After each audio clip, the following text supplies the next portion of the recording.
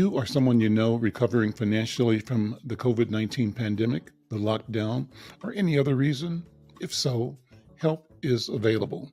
Findhelp.org is a site to find a wide range of resources, including food, medical care, and more. The best part is based on your zip code. Visit findhelp.org, enter your zip code and the service you need. You'll get a map directing you to the organizations that can help you. Help is waiting at findhelp.org. If you need help starting anew, findhelp.org is the site for you. Good afternoon, everyone. I'm Regi Taylor, sitting in today for Al McFarlane. Before we get started, I'd like to thank you for tuning in. And if you haven't already, I'd like to invite you to become a subscriber to the Conversation with Al McFarlane. The conversation is 25 years in, and in the words of Al himself, has fulfilled its mission to inform, instruct, and inspire. The conversation is not simply a discussion between the host and the guests of the show. It is actually an invitation to engage the community to join the conversation. We'd like you to engage and share that information with your family, friends, and your social media circle. You are the only reason that we're here. We want to discuss today's hot topic. Today's hot topic is regarding chronic illnesses. The state legislator in Minnesota has addressed an issue of a loophole in the Affordable Care Act that makes it difficult for some people to have what President Obama intended, which were certain illnesses to be addressed that were previous illnesses. And Mr. Hussein, an assemblyman in the Minnesota State Legislature, has worked with the Mayo Clinic to fulfill that loophole and make sure there's not only addressed but funded. That's our hot topic today. So we'll be discussing that. We also would like to invite our distinguished guest for today's conversation. We have today Mr. William Spivey, a prolific writer, as a matter of fact, on politics, history, education, and race, who is also a distinguished artist and social critic. We'd like to welcome Mr. Spivey, and we also have Mr. Edwin Avent. He is the president and CEO of the Baltimore Collegiate School for Boys. And Mr. Avent also has a remarkable career in communications. He was the president and CEO and publisher of Heart and Soul magazine, and has had exceptional achievements in public relations, marketing, advertising, and sales, and also as a philanthropist and a nonprofit administrator. And he still has time to brush his teeth and shower. He's a very busy man. So we'd like to invite you today. Today's special topic is a Black History Month special. It's a special feature that we'll be discussing regarding coming up with or implementing a strategy to address transformative educational interventions on behalf of our male youth. Our male youth are struggling. We have a series of categories of statistics to share that will give you a sense of just how dire that situation is.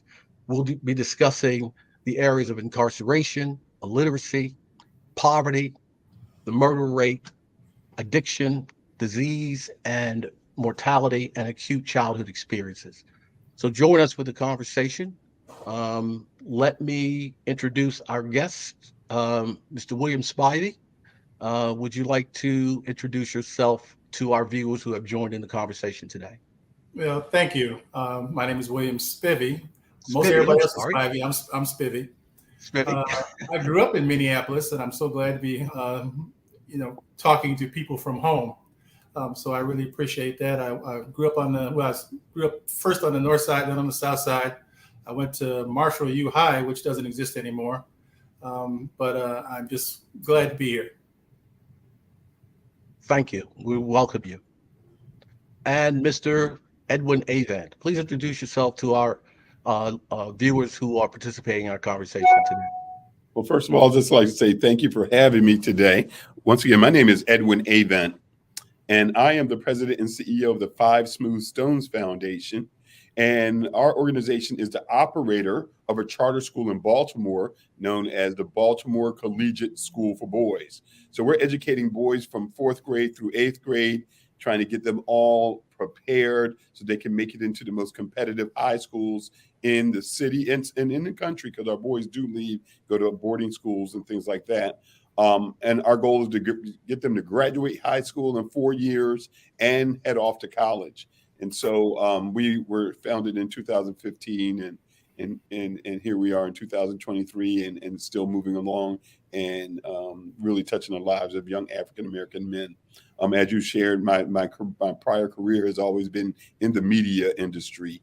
And so for many years, as you said, the publisher of Heart and Soul magazine, we launched a regional television network called the Soul of the South Television Network, and just many other things in the media industry. But my passion has always been uplifting African-American men and boys, and that has led me to help launch this school and now be the CEO.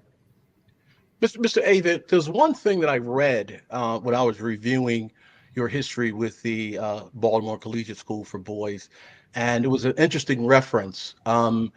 Even though your school offers services to young men in the 4th through 8th grades, I noticed that your mission talked about the graduation date for those 4th through 8th graders far off into the future. So as far as your mission is concerned, you don't believe that your mission is complete until students who have come through your program have actually graduated and obtained a college degree. Is that correct? That is correct, actually. So I guess if I got a 8th grader now, he'll be graduating in 4 years. That'll be 27. So he would be in the class of 2031. So we tell our young men, that their graduation date is the year that they've graduated from college 4 years after they graduated from high school.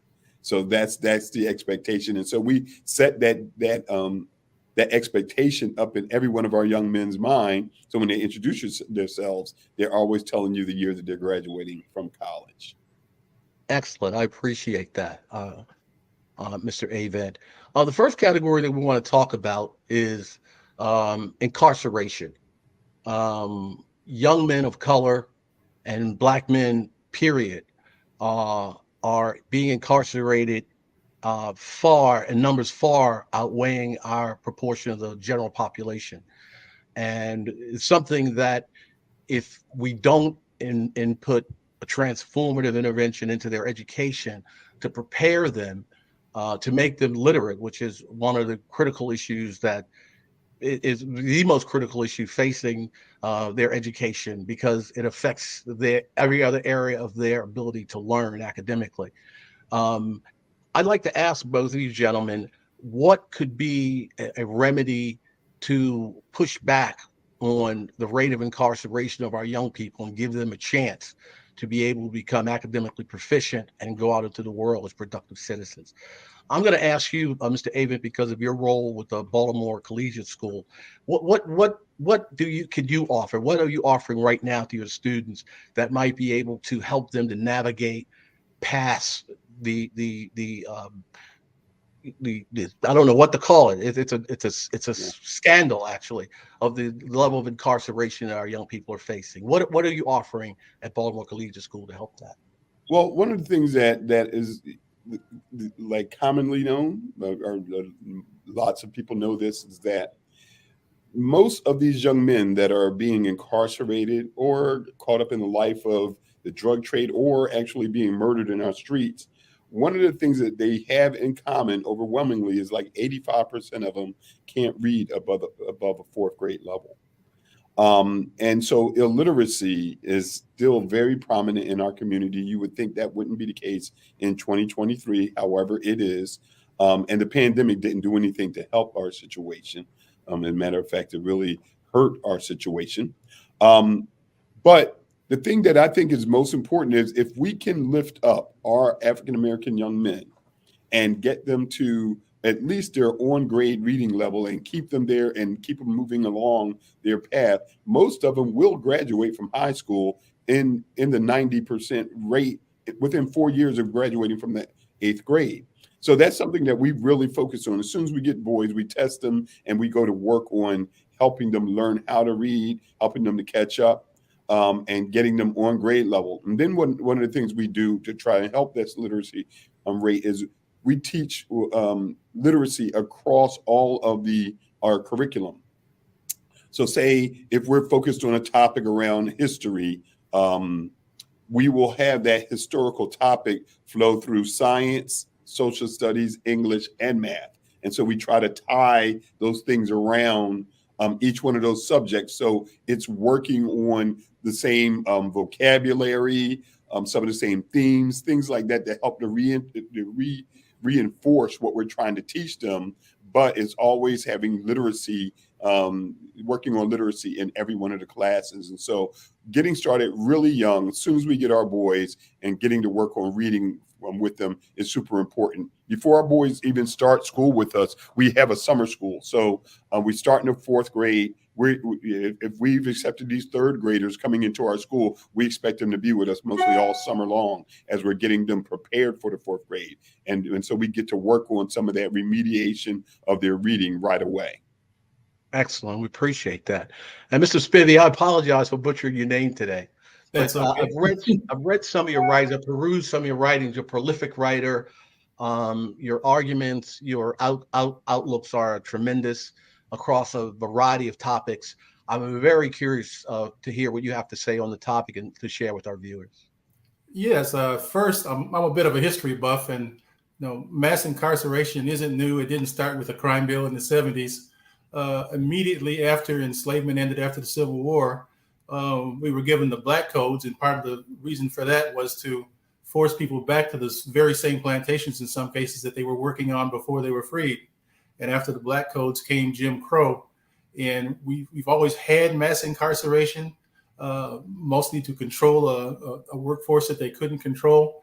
The reasons might be a little bit different now, is that as we get to a point where I think in 2045, we're expected to have white people become a minority population as opposed to being the majority. They're taking all the steps they can to maintain control, and that includes voter suppression.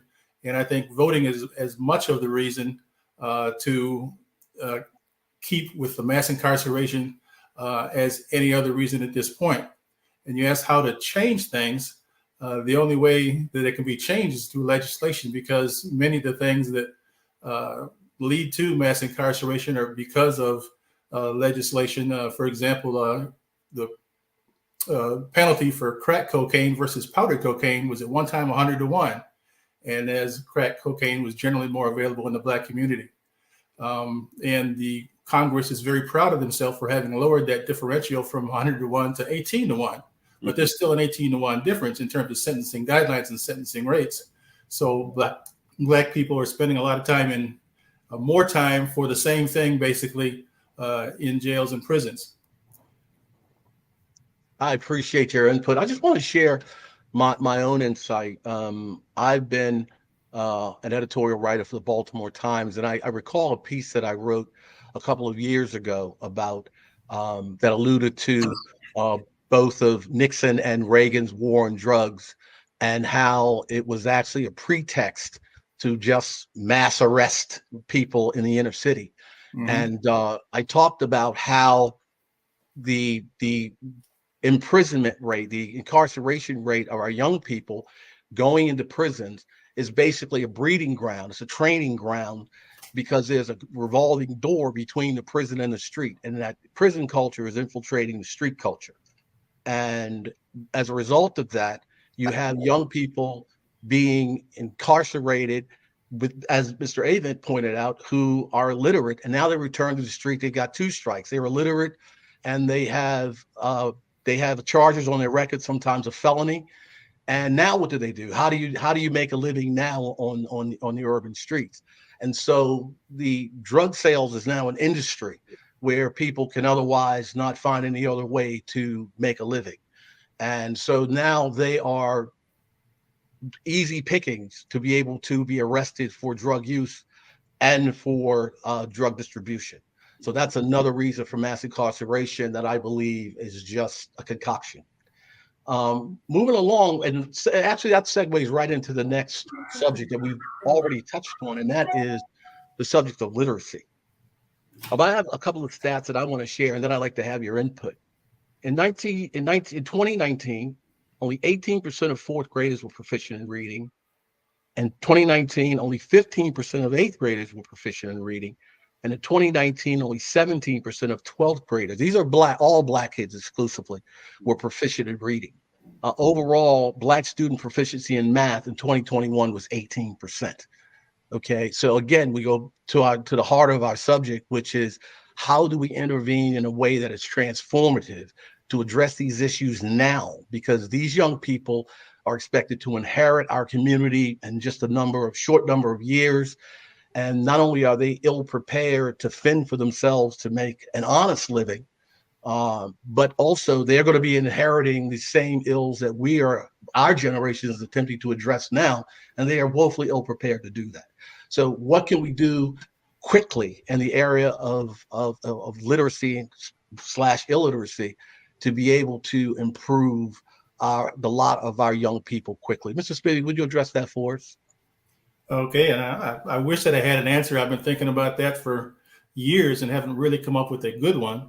One of the things, and we talked about the school to prison pipeline, is that a lot of our students are being taken out of our schools or taken into alternative schools for those people, the troubled kids, and don't have the opportunity to stay on track with their peers.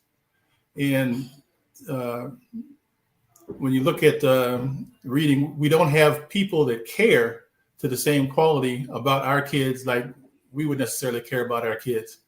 And, I wanted to really talk about, secondary and education and college educations that a lot of cases that we have schools that, don't really care about our students. And we need to be able to be in a position to where we can pressure those schools to care about our kids. And we've got a situation right now where politically, you've got people like Ron DeSantis in Florida and other governors like in Texas that are using, black kids as a method of reaching their bases by keeping them from learning about, themselves and finding things that interest them as far as being educated. That's a very, very good point. Let me just add also that, my journalism career started in high school. In my senior year as a editor-in-chief of my high school paper. And one of the very first editorials that I wrote about, and this is some time ago, was on the subject of social promotion. And for those who might not be aware of that policy, social promotion is a policy of advancing kids from grade to grade, despite their lack of proficiency in basic reading and math. The criteria was, if you behave yourself and you come to school with any type of regularity, we will advance you to the next grade. And unfortunately, during the George Bush II administration, he had a policy called No Child Left Behind, which basically exacerbated that policy. The No Child Left Behind, the idea that young people would be stigmatized if they were left behind in a grade. So it continued the policy where if you're not a behavioral problem and you come to school with any type of regularity, we'll advance you. And then you have young people who matriculate from high school, they go on to college, and then they face the reality that that type of policy does not exist there. And now they actually have to follow rigorous academic standards, and they have to go through remediation just to make it. And many are not even making it through the first year. Mr. Avent, what's your insight on that? Well, I think, you touch on some really good points. I quite often am reading resumes because we're always hiring people. We're hiring people for teachers. We're hiring people for administrative positions. And I'm always quite surprised when I'm reading resumes or cover letters from people in college. And so we do have an issue around like writing, reading, literacy, even our young people who are graduating from high school. We really have to take it up a whole nother level prior to them making it to high school. And so those are the things like we try to really emphasize in our school. And I really believe that, really focusing on, just the basics of reading and writing at the most basic levels is something that is so incredibly important, because like as I said, all of these you're going to need to know how to read, write, and perform across all the different curriculums. And unfortunately, in many urban areas, and particularly dealing with our children, we're not as proficient. And those numbers that you brought up, the teens in proficiency in reading and math, are very real, and largely because they're coming from homes. Our children are coming from homes where people did not do well in school themselves. So quite often their parents are having a challenging time with helping their children to read or to do math. Quite often the parents themselves could benefit from going back to school and improving in their own literacy rate. So we as a community have a widespread problem with regards to literacy and progressing.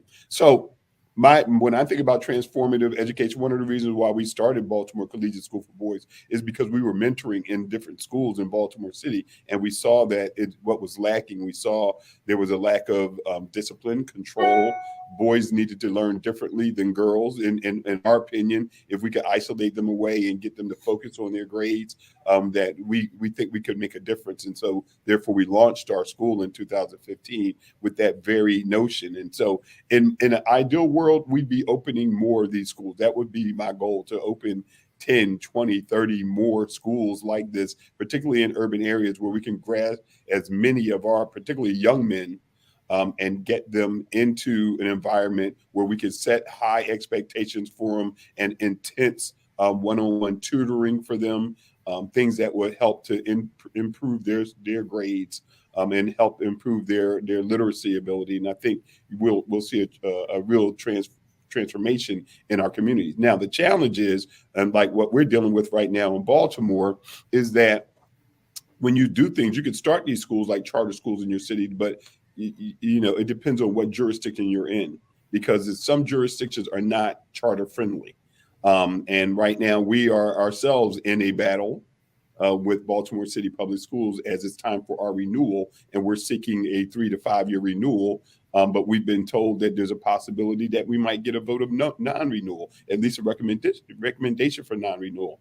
Many in our community believe that part of the problem is it could be envy, in that our boys are actually graduating from our school in the 8th grade and then graduating from high school in 4 years at the 90 to 95% rate. So they're sticking through, they're persisting through, and then they're applying to college. Almost half of our boys that are graduating from high school on time are actually going to college after they finish. And so some believe that Baltimore City says, because our numbers aren't that good, our graduation rates are around 64%, you guys are showing us up and maybe we should just eliminate you. And so that's a major problem in urban America. There's a lot of school closures going on, but quite often these school closures are impacting the most vulnerable people. And it's also impacting the organizations that are typically started by African Americans. Our organization is African American. African Americans started the organization. African Americans managed the organization. And so we're being targeted, we believe, because people believe we're vulnerable to be taken out, and they need our money, they need our students, because overall population is shrinking. And so, if we can survive this and then multiply this, I think that's one of the transformative things we can do, is open up more schools targeting our boys and giving them more attention to help them reach their goals. Thank you, Mr. Avent. Let me just share something with everyone on this conversation today. I was actually one of those kids. I was actually, in my formative years in school, actually was a prolific reader. My parents read. I have two-parent family. They were both readers. They both read to us, and I could read very well, but I pretended that I couldn't, because most of my friends, some of whom were big knuckleheads, they didn't appreciate that. That was antithetical to being cool. So I pretended I didn't know it any more than they knew. And after I got expelled from school and had to beg my way back in school, I realized that I wasn't going to the NBA. I wasn't going to the NFL. And I had to figure out, how can I feed myself legally? And in the 18 months that I was expelled before I begged my way back in, I read everything I could get my hands on. And then when I did return to school, I had a brand new attitude because I learned a valuable lesson about what it would require for me to make a living, have a family, and support a family. And when I became the editor of the high school newspaper and became an academic star in school, I got chastised by most of my former buddies. It was like, buddy, you're talking white. What's up? And that is a problem. That is a problem with illiteracy because we're actually getting pushback from the young people that we're trying to help because they view speaking standard English as speaking white. And that is a problem because they're sabotaging their own success by not wanting to learn their own language. And, we have a situation right now where a lot of our call center jobs are being shipped off to the Philippines and South America and other parts of the world because our own young people, black and white, cannot articulate their own native language sufficiently enough to be able to speak in a way that allows them to conduct a business transaction over the telephone. So part of what we have to push back on with our young people is we have to change the culture that allows them to believe that speaking their own language proficiently is tantamount to being white. So we have to push back on that as well. We have to be able to do that. That's part of that transformative process. Yeah, Mr. Avent? That's part of what we do at our school. And when people are like, what are you doing differently? And I think those type of things are the things that we're really focused on. We're focused on the soft skills, teaching boys how to shake a hand, make a good eye contact, pull your pants up, wear a belt, a tie, and everything like that. But also letting them know that being smart is actually cool and rewarding those boys who actually talk white or whatever they might say, because they're actually performing. And it's always amazing. Some of the guys that you think are the most disruptive boys, who you think don't care, actually get excited when it's time for honors awards, when we're giving out the boys who made the honor roll, the high honors, boys who are most proficient in math, or you'd be surprised by the boys who get upset if they don't get an award. Right. And we kind of use those awards programs to try and motivate the other guys. But and they know who we keep giving the awards to. And it may be the boys who speak like white people or whatever. It's just because we want them to understand what good looks like and what it sounds like, and how when they go out into this world to interact with other people, how they need to be perceived and how they need to present themselves. And so that's one of the other good things that we have about running our own school. We get to work on those type of things.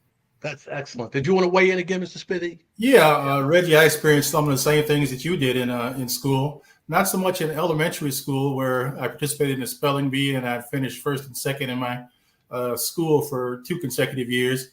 But when I got to the high school, I had an aptitude for math, and my fellow students, resented the fact that I was doing so well. I went in 4 semesters. I went from A+ to A to A- to B+, just to be able to get along with my peers.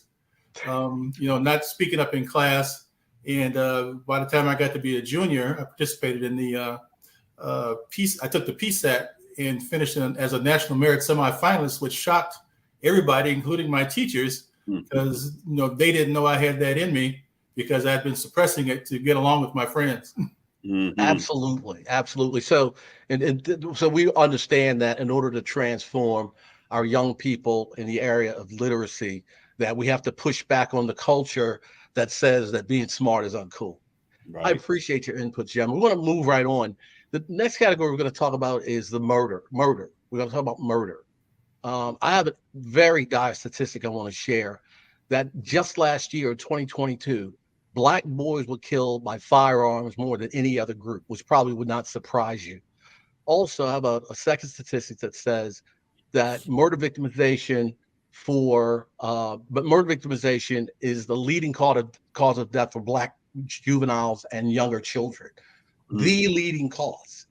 And I would relate that to part of what we talked about earlier when we talked about how the drug trade is actually an industry in the poorest, most destitute areas of our inner cities, because that's the economy that's available to them. And as a result of that, you have drug wars within our communities. If everybody wants a turf, everybody wants a piece of the action. And so that is driving up the murder rate. It's not just wanton killing, Right. is the fact that the drug trade is so prevalent in our communities. And there's fierce competition for who's going to be top dog and who's going to make all the money. So I'd like you gentlemen to address the issue of murder.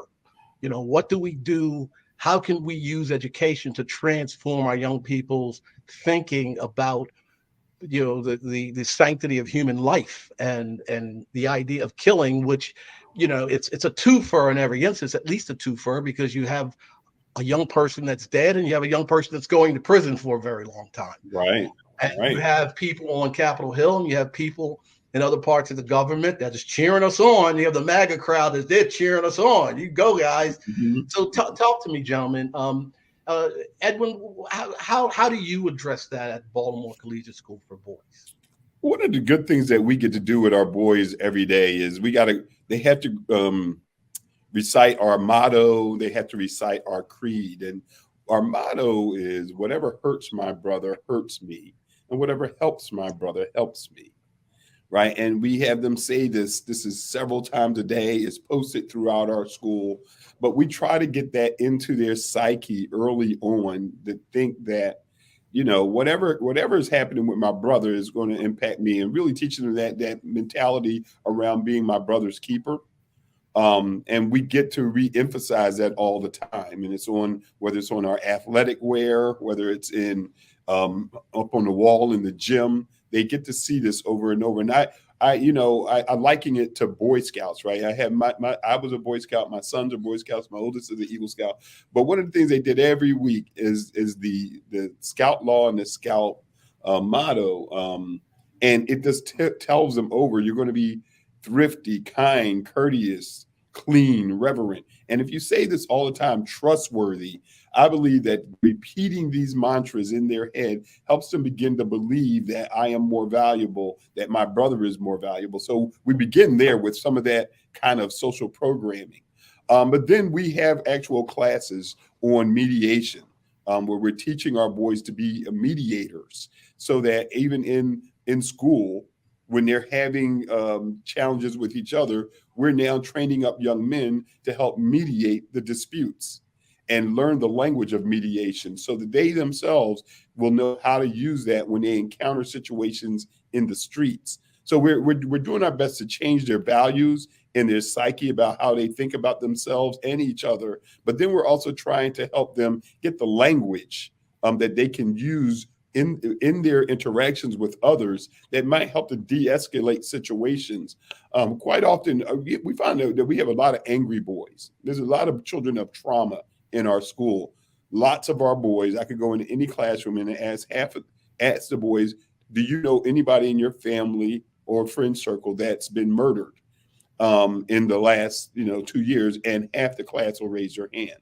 They actually knew somebody. For some of them, it's a family member, direct family member, whether it's their father or their brothers or an uncle or a cousin that they were close to. So there's a lot of trauma going on in our school. So one of the other things that we have is social workers in our school, therapists in our school, so that we can help our boys deal with and cope with these issues. Small groups where boys come in there and talk about their issues. So we're trying to get them to understand the language, to repeat mantras of support and loving each other, and just really trying to, let them know what the consequences are, when it comes to taking another person's life, whether you in that person's life destroy their families or destroy your own life. I'd like to add to that in every aspect of our culture and our society, there's a hierarchy. And whether that be a drug dealer or a pimp, or sometimes in the church, you have the church leadership, or in the education system, the principals and the teachers. And people in anywhere where they fall will try to aspire to become higher up in whatever hierarchy they think they can make it. And I forgot to mention the pro sports. but everybody's not going to be able to be a professional athlete. And while everybody might start, a lot of people might start out with that dream, especially young boys, they may come soon to realize that that's not going to be it for them. So they look for another area in which they can compete. And far too often, the alternative they come up with is in the drug culture where, murder is a certain aspect of it. And that, what education can do is let them know that there's alternatives, that there's other things that they can do in which they can achieve success and not fall into the game where, murder is such an important aspect of survival in that particular group.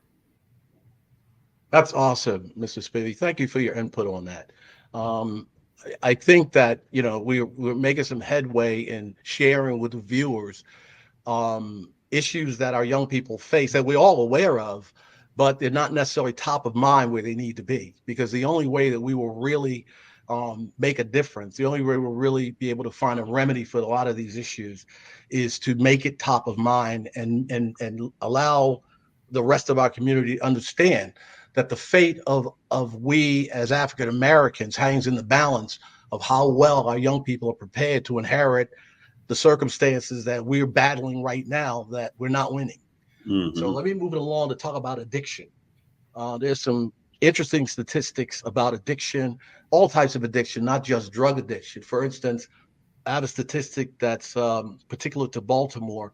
A Johns Hopkins study found that Black neighborhoods in Baltimore are 8 times more likely to have liquor stores than white neighborhoods. 8 times, okay? That in 2020, the Black population death rates involving synthetic opioids increased by 818%, okay? Those are just a couple of statistics. But again, we talk about it sometimes in the abstract, but on the ground in our communities, these are realities that our young people are dealing with, that their families, their neighbors, their friends, and their larger community deal with every day. They're not just abstract statistics, pontificated about on the evening news. This is a reality. Mr. Spivey, what's your thoughts on how to push back on addiction and the temptation of young people to experiment with drugs? I mean, many of us have, but not to the extent that it becomes our life, it overwhelms and dominates our lifestyle and causes us to become addicted and stray from the path of becoming a productive adult citizen. In my opinion, addiction is tied to poverty. And if I'm going to back up for a second, is that poverty didn't just happen. It didn't happen. It doesn't happen to Black people at a higher percentage because of a lack of work ethic or lack of opportunity.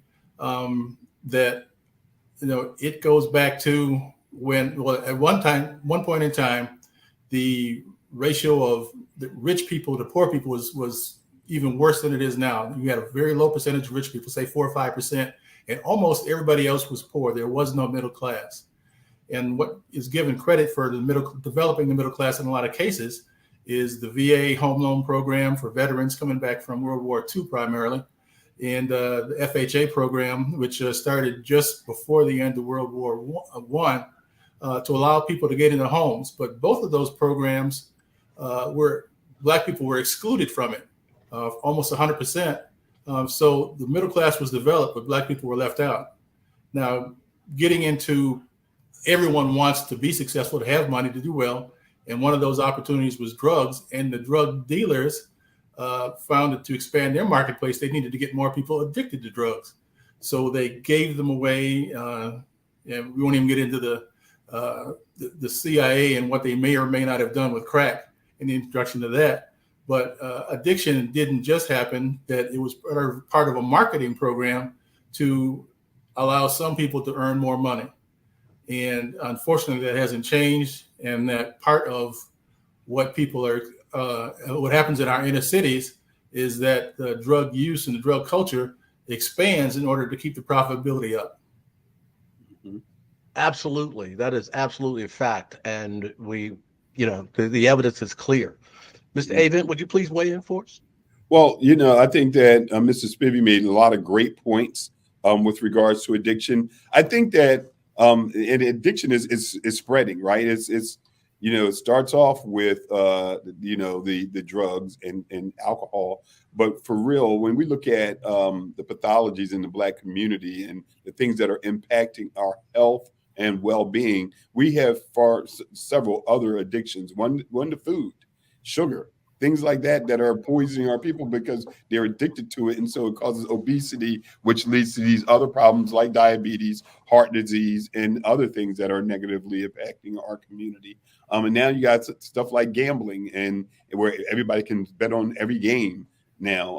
And so once again, what does that do? If people gamble and at every corner or on their phone, that's depleting their financial resources. So addiction in our community is having devastating impact in a lot of different areas, but particularly when it comes to narcotics and drugs and stuff like that, those things we could go back, like you said, the CIA's involvement and everything like that, COINTELPRO, where you're looking to destroy the Black community from the inside out. I think addiction has been one of those ways of undermining our community, destabilizing our families, and hitting the most vulnerable of our community. And so it is a real challenge to help our community through these issues. Once again, I always kind of go back to when you are well educated, when you have purpose in life, you have a little less time to allow yourself to sink into the traps of addiction. Because if you got to go to work and you got to perform, people tend to not consume, as mentioned, drugs or alcohol because they have to go make a living and take care of their family. So for me, it always kind of goes back to education. And the more that we know, the better educated we are, the less likely we are to abuse certain substances.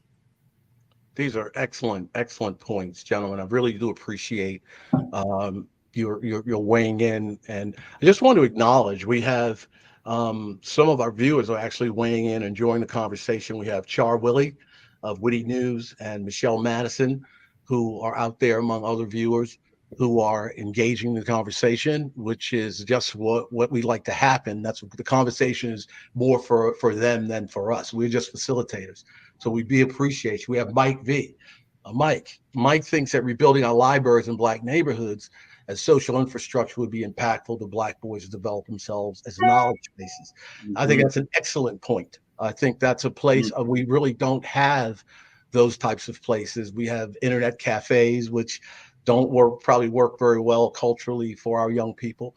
And to have a place like a neighborhood community library where they can go and congregate, like-minded people, like-minded young people can go and share and support each other and learn together. I think that's an excellent resource. We appreciate that comment. Yep. I want to move on and talk about something that really doesn't get talked about a lot. I've written on the topic several times. I've written on it lately, and that is a subject of ACEs, which is acute childhood experiences. Acute childhood experiences is defined as a trauma that our young kids experience. It's similar to a domestic version of PTSD, if you will, of post-traumatic stress disorder. And ACEs affects our kids because it actually becomes, the trauma becomes so overwhelming that it affects their ability to learn. It affects their ability to excuse me. Hello. Mm-hmm. Does someone have a comment? Not me. Okay. No. We just want to shout out the viewers, first of all, who participate. We really appreciate you. But as I said, the acute childhood experiences actually can impact children in ways that cause them to become juvenile delinquent, that cause them to become essentially dysfunctional as they grow into adulthood in terms of their ability to be gainfully employed, in terms of their participation in gang activity and other types of antisocial behavior. Are you gentlemen familiar with ACEs? And if so, Mr. Avent, would you please weigh in and share your insights on that as it affects your educating the students under your tutelage? You'd be surprised at the number of young men that sometimes when I sit down with them, they're acting out, they've been fighting, they're angry, and these sometimes these boys are 9 years old, 11 years old, and they're angry, right?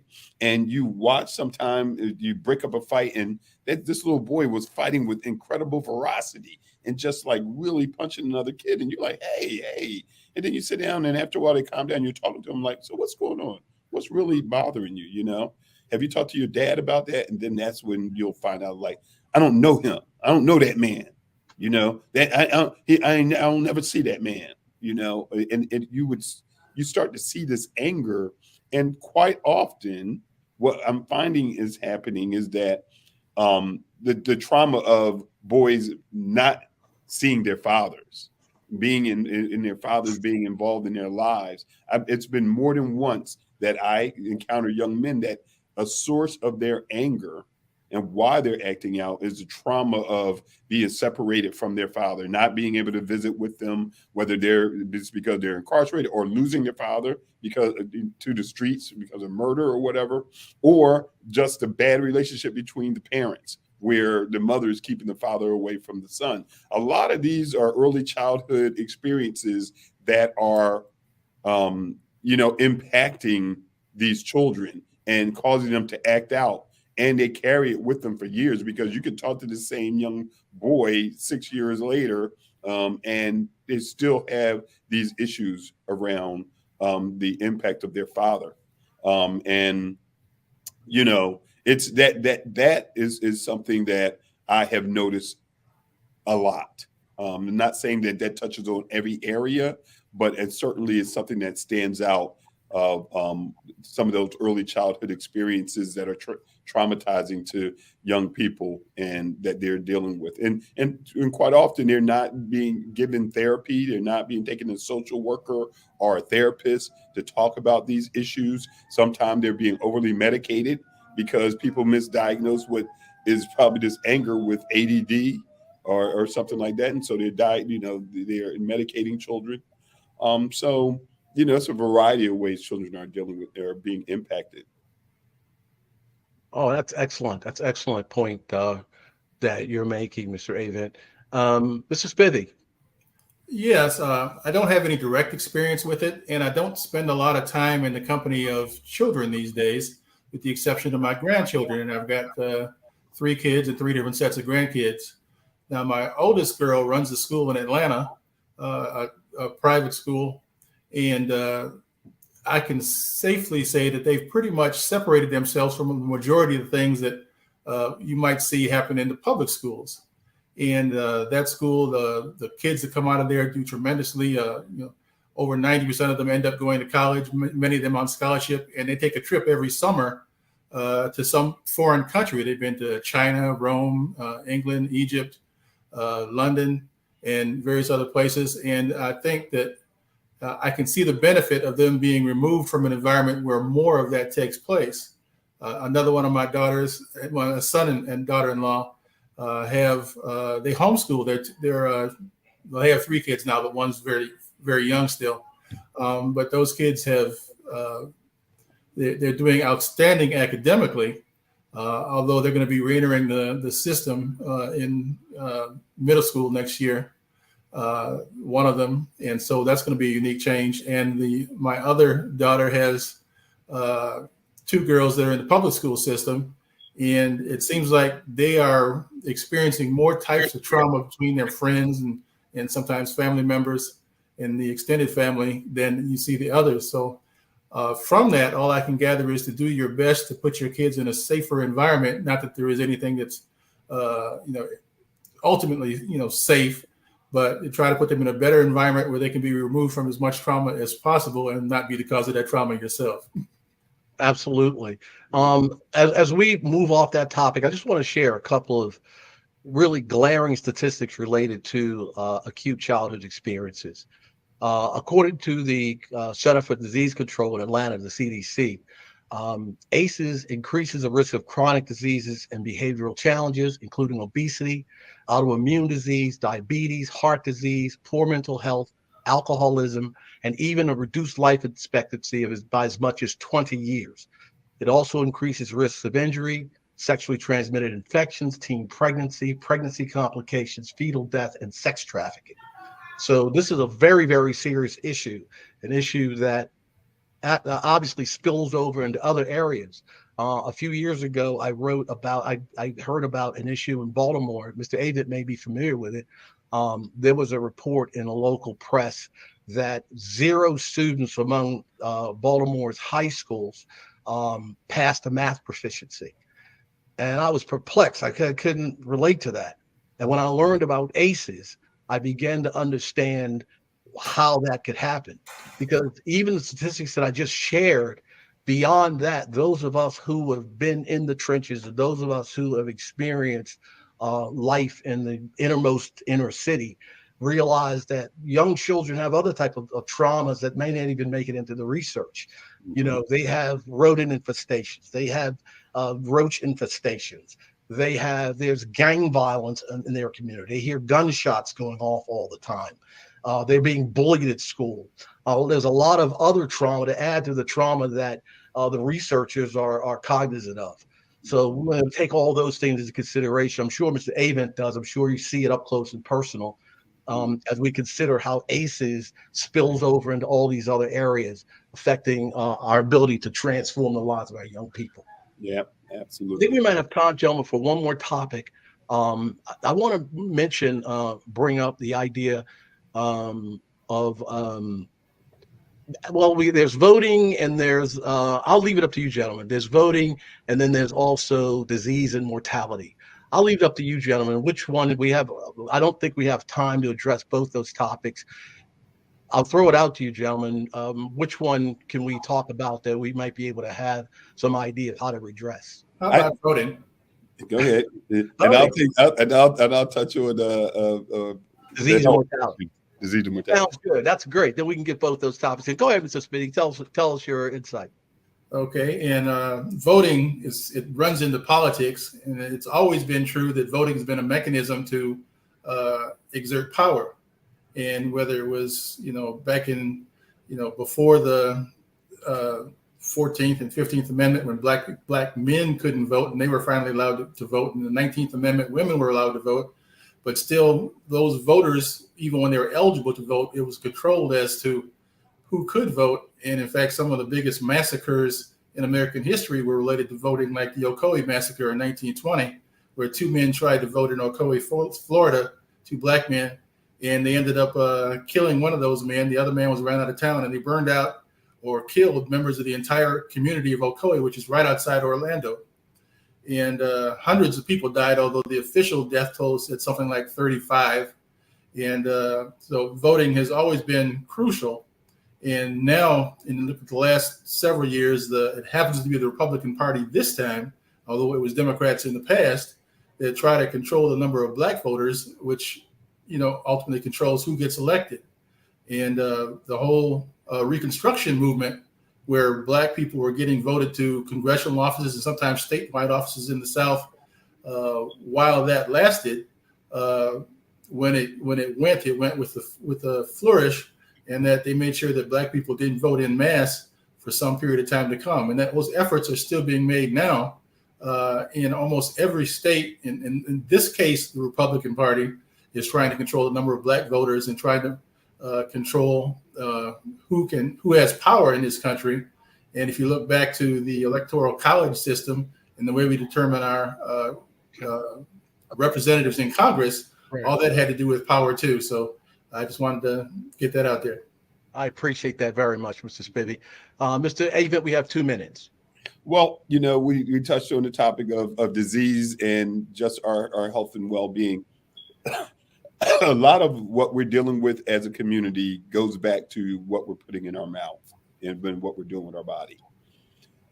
We really need to look at the types of diets that we have. We need, as a community, to reduce our sugar intake. Something that I think we need to look at is fasting more. Fasting allows the body to heal. And there's different ways of fasting. You can fast for a day, for 3 days, 7 days. You could do intermittent fasting, where you're not eating for, say, 16 hours a day and eat in between 8-hour window. And in eating that, reduce your sugary food intakes, reduce your alcohol intake.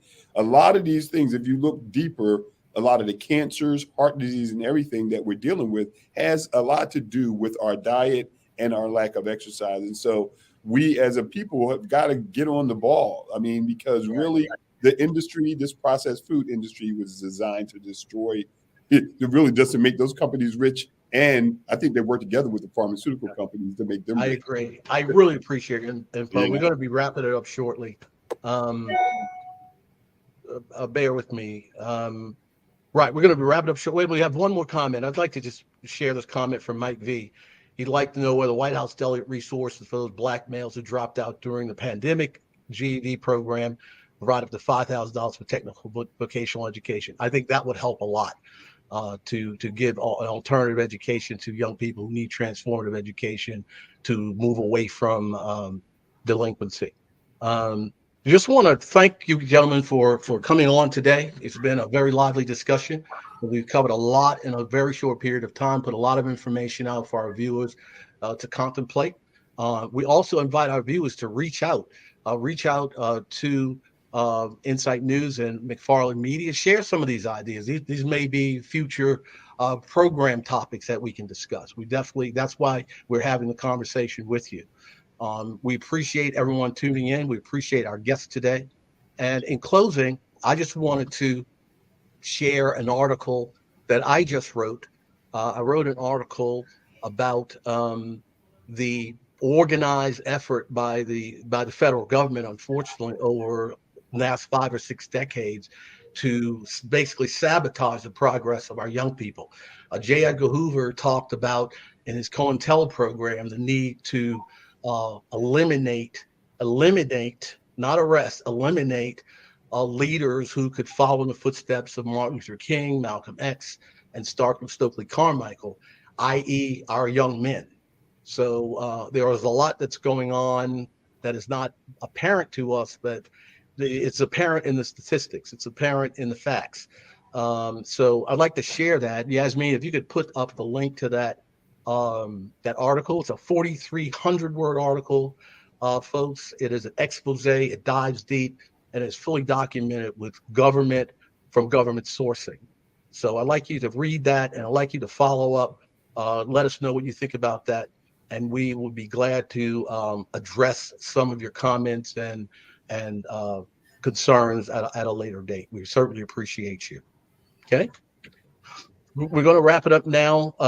I'd like to, again, invite our viewers to please subscribe to be able to have these type of conversations. Subscribing and becoming a formal part of our conversation would allow us to know who you are and be able to reach out to you for your input, to be able, as I said, going forward, to be able to incorporate some of your thoughts and ideas into future conversations. So we think that's extremely important. I want to thank everybody. We look forward to seeing you next time on the conversation with Al McFarlane. Thank you. Thank you, gentlemen. Thank you. Thank you for having us. Appreciate you.